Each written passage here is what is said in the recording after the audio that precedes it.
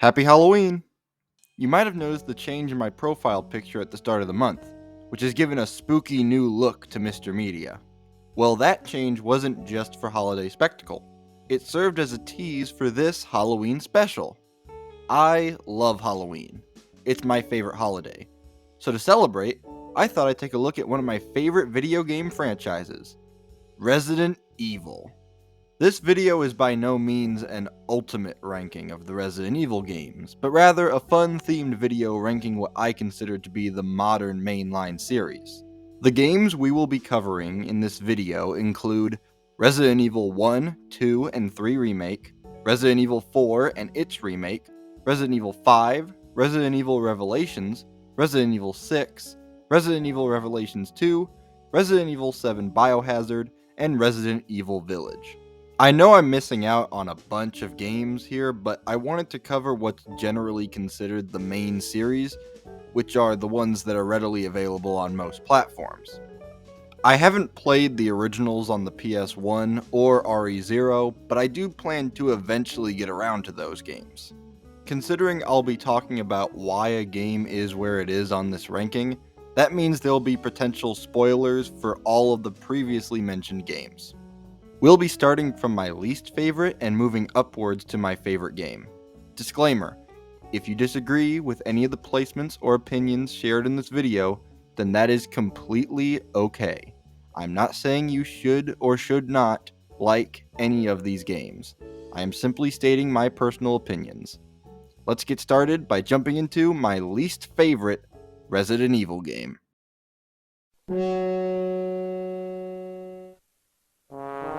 RE6 is probably the most divisive game in the franchise, with people seeming to either love it or hate it.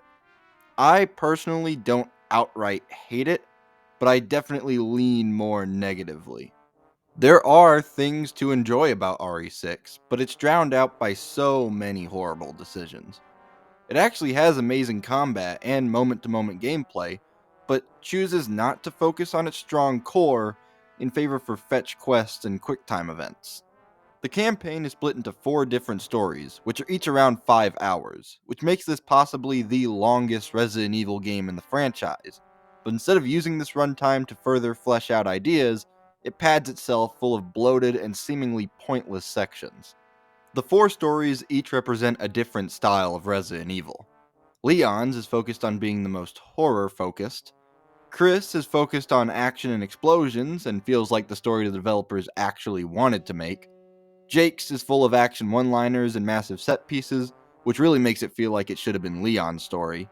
And Ada's is focused on being the most boring, not even really giving you a second player option like the others do. Story has never been a strong suit of the Resident Evil games, but this game might have the worst story and characters in the whole franchise, with Leon and Chris acting nothing like they did in previous entries, as well as Jake being one of the worst characters this franchise has ever introduced. Other characters like Sherry, Piers, and Helena don't really have much of a compelling personality and are just there to serve as a second player character. The funny thing is that I actually really like the Mercenaries mode, probably because it removes all the fluff from the campaign and focuses on what RE6 does best, which is combat. The campaign claims to be an action thrill ride, but constantly slows the pace down to a sluggish degree in order to pad out the playtime. But the core of RE6 is actually really satisfying and enjoyable, which makes me wonder, if this game was more focused, then maybe this game could have worked. But unfortunately, that's not what we got. On the bright side, this game was the thing that caused Capcom to actually experiment more and gave us the modern Resident Evil games, which seem to have been proven successful. Well, except for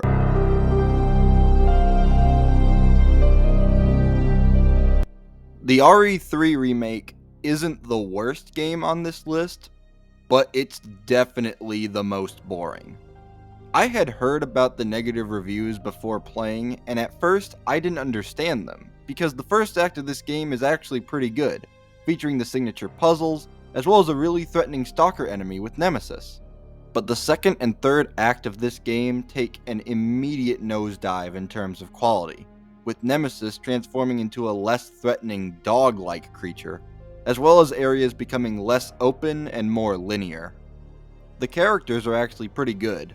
Jill and Carlos have some fun chemistry, and Nikolai makes for an okay villain, but they aren't really expanded upon very well. Carlos is probably the best character introduced in this game, which is a shame because his gameplay sections are easily the worst part of the game, consisting of generic hallway shootouts and a boring defense section. Jill's gameplay is fine enough, but that's because it's basically a copy and paste of RE2 Remake's gameplay, just with an added dodge feature. The thing that boosted this above RE6 is that I only had to suffer through it for 6 hours, whereas RE6 took up 20 hours of my life that I'll never get back.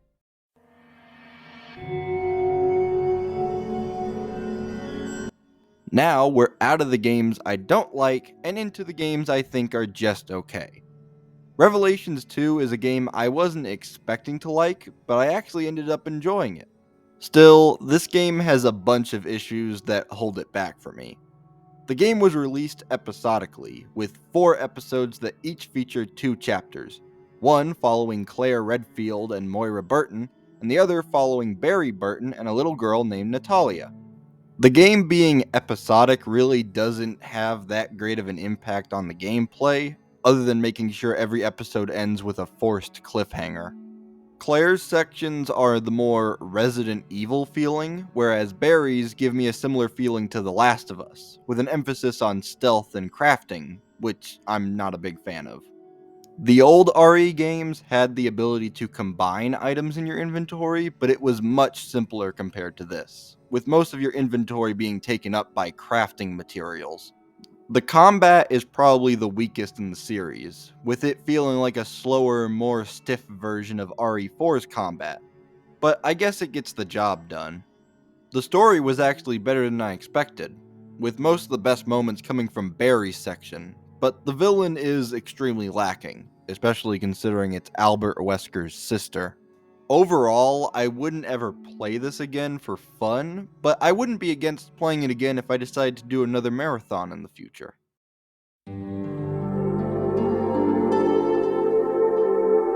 RE5 is the moment in the series when all semblance of horror was completely abandoned in favor of gung-ho action. And while I greatly prefer Resident Evil as a horror franchise, this game still offers up a lot of fun. I actually played this game with the Duke, because unlike RE6, this game fully commits to being a game all about co-op, to the point where you can't really discuss this game without talking about it. The game is always implementing sections where the 2 players have to work together in order to solve puzzles, which is a great deal of fun, but leaves the single player feeling extremely lacking. The story is extremely generic, but it's helped by having the best villain in the whole franchise. Wesker is by far the most entertaining villain.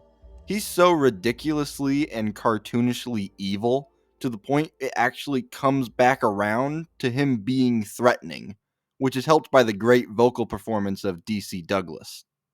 The gameplay is okay for the most part, with it playing like a Gears of War clone with RE4 combat, but the shooting is still satisfying. It's not the direction I think that Resident Evil should have gone in, and I'm glad that Capcom went back to focusing more on horror, but this game is still a fun time, especially with another person. Though saying something is fun with another person is true of pretty much anything.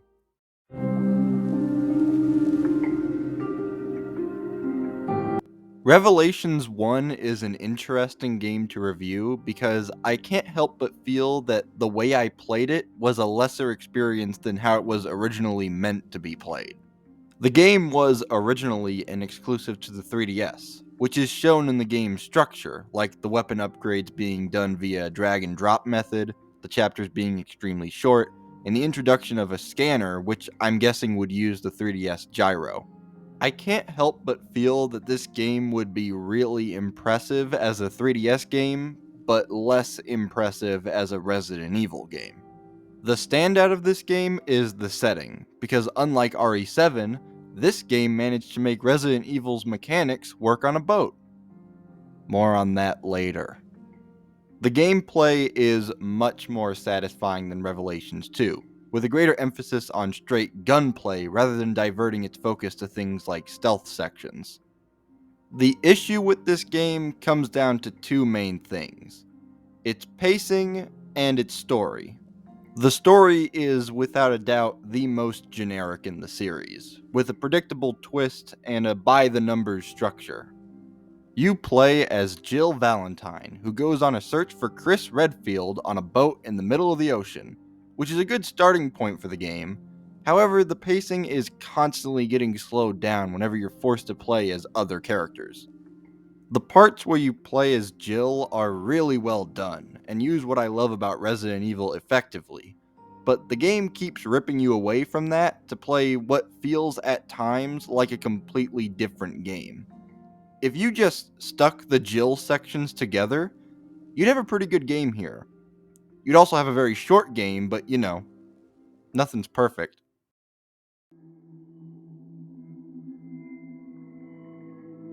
The best way I can describe RE Village is half of a masterpiece. The first half of RE Village is some of the best Resident Evil content I've ever played, followed by the second half, which is some of the most boring. The game is split up into 4 sections: the castle, the dollhouse, the swamp, and the factory. Once you get past the dollhouse, the game takes an almost immediate nosedive in quality. RE Village actually has one of the better stories in the franchise, with interesting and complex characters, for the most part. The biggest issue with the story for me is the handling of Chris Redfield's character, as well as some characters being stronger than others. I'm specifically talking about the fish guy. The gameplay is very clearly inspired by RE4, with a merchant that you can sell treasure to and upgrade guns, the switch to action horror rather than RE7's survival horror, and the setting of a European village. Another issue I have with this game is the overabundance of ammo, which is so generous that at a certain point, I just started shooting open crates because it was faster than using the knife. RE Village has the making of a great game, but it falls short due to certain unignorable issues.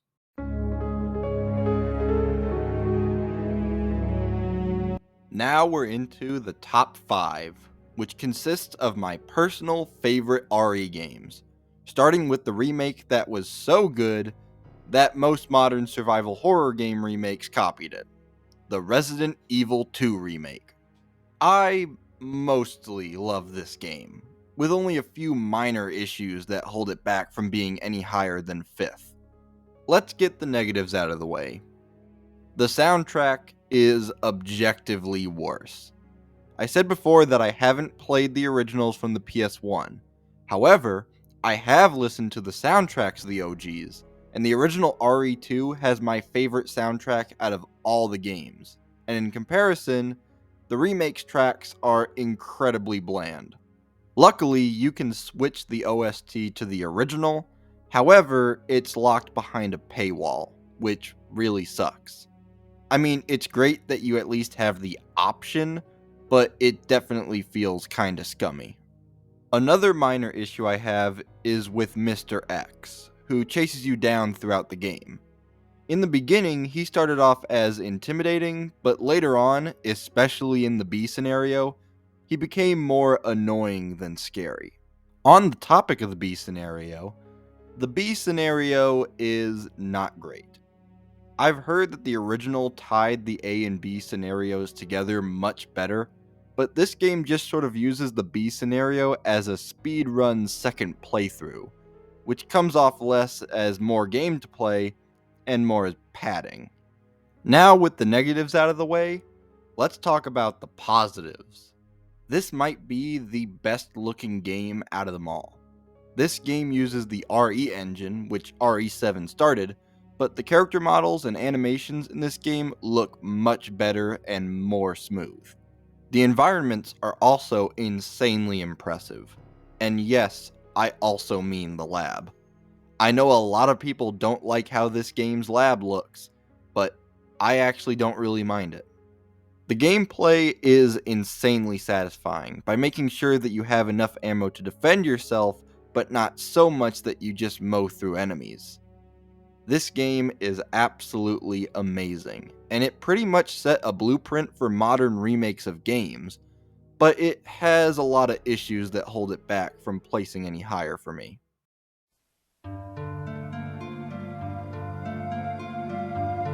RE1 Remake is, funnily enough, the only game on this list to feature the original fixed cameras of the older games, so I guess this is a good time to talk about them. I actually don't have that strong of an opinion on fixed cameras. I know that there's kind of this war going on with horror game fans on whether fixed camera or third person are better, and for me, there's definitely value in both. Fixed cameras can be annoying to deal with, especially during combat, but they do give a certain air of creepiness that you can't really get from a traditional third person camera. However, I think that third person cameras also add a lot to the horror genre by not only placing the player closer to the danger, which can make the tight hallways feel even more claustrophobic, but also providing a more clear understanding to the player of what's happening, which is important for things like combat. The RE1 remake is the definition of survival horror, with visuals that just ooze so much personality, and gameplay that provides the perfect amount of terror. However, there are things that hold it back. While I do see the benefits of fixed cameras, I don't particularly like the door animations. In RE1, whenever you open a door, it plays a 5-second animation of a door slowly opening. And in this game, you have to constantly backtrack through this giant mansion, which means opening more of these doors. The game is around 12 hours long, but it's more like 10 if you remove the door animations. To some, this offers a sense of fear similar to the fixed cameras, but to me, it's just annoying. Is it a perfect game? No. Is it a fun game? I don't really think so, but I do think that anyone who loves gaming needs to play this game.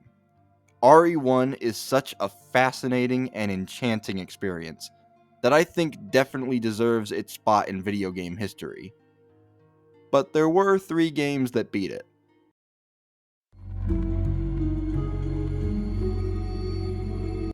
Okay, let me explain. Resident Evil 4 Remake is such an achievement that takes an already amazing game and makes something that rivals it in terms of quality. RE4 Remake is on a structural and design level better than the original. So if I think that, why did I rank it lower than the original? I love both RE4 and its remake, but for very different reasons. I've heard some say that this remake lacks the character of the 2005 version, and it's true that tone-wise, both games are vastly different, but I don't agree that the remake lacks character. Both games have character to them, it's just different character, and I personally prefer the character of the original. Both have things about them that I love and don't love, but I just prefer to be in the world of the 2005 version. It's also easier to jump into the OG with its beautiful pacing, which isn't something the remake has. The remake took sections from the original and greatly expanded upon them, which is good because it allows for a more full experience, but it also causes the pacing to be much slower, which can lead to more burnout while playing. Still, those expansions are greatly appreciated and are fantastic additions to the game. I mentioned the tone, which is way more serious compared to the B-movie campiness of the original. There still is a little camp sprinkled here and there, but I personally think that there should have been a little more. Mostly though, this is a fantastic game, and well worth the praise it's been given. This game has brought in so many more Resident Evil fans, which is always amazing to see. But the next 2 games are something else entirely.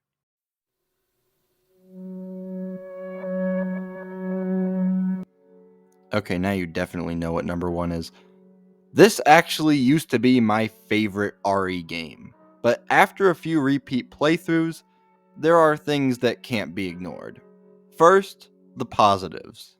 I love when Resident Evil stories have a certain amount of campiness to them, and this game definitely got that memo. But it also knows exactly when to reel the campiness back in and get a bit more serious, which makes for a game that doesn't take itself seriously, but still functions as an effective horror game. I'm a huge fan of the first person camera. I mentioned how the third person camera brings you closer to the game, and the first person camera is the closest you can get to the game. RE7 was a major revitalization that the franchise really needed.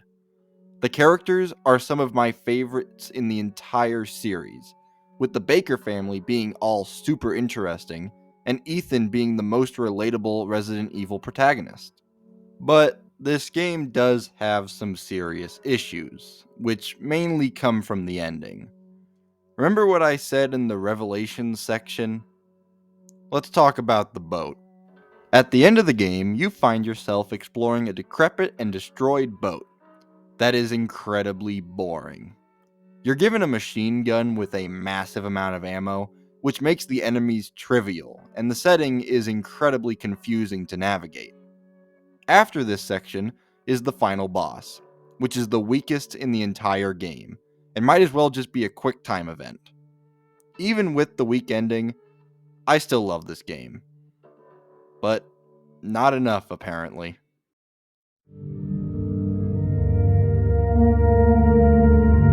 Now we reach the number one spot.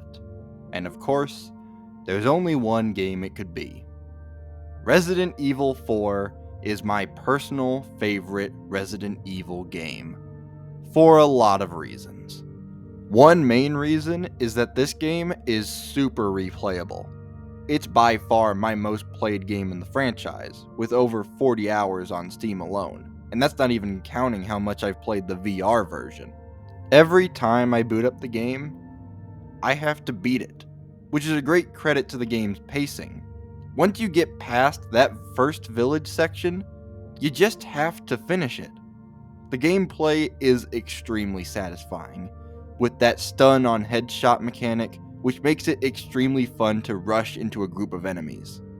I said that I prefer Resident Evil as a horror franchise, and this game is more focused on action, but it features a hint of horror that adds greatly to the feel and tone of the game.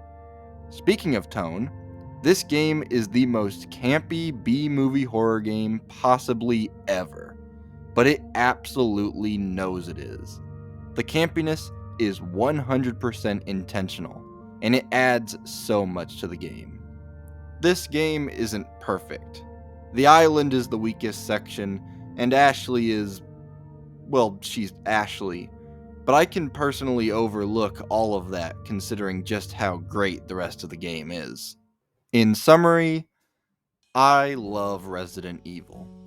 I may not have played all the games, but this franchise holds a special place in my heart, and I can't wait to see what they do with Resident Evil 9. This was meant to be a fun little special for my favorite holiday, but as you can see by the length, things kinda got out of hand. I hope y'all have a happy Halloween, and I just want to say thank you for listening to me spew my opinions at you. In just a few months, this channel has grown so much, and I'm thankful to everyone who watched, liked, or subscribed. And I hope you enjoyed this Why Do We Make Media Halloween special. Okay, that's it. Bye.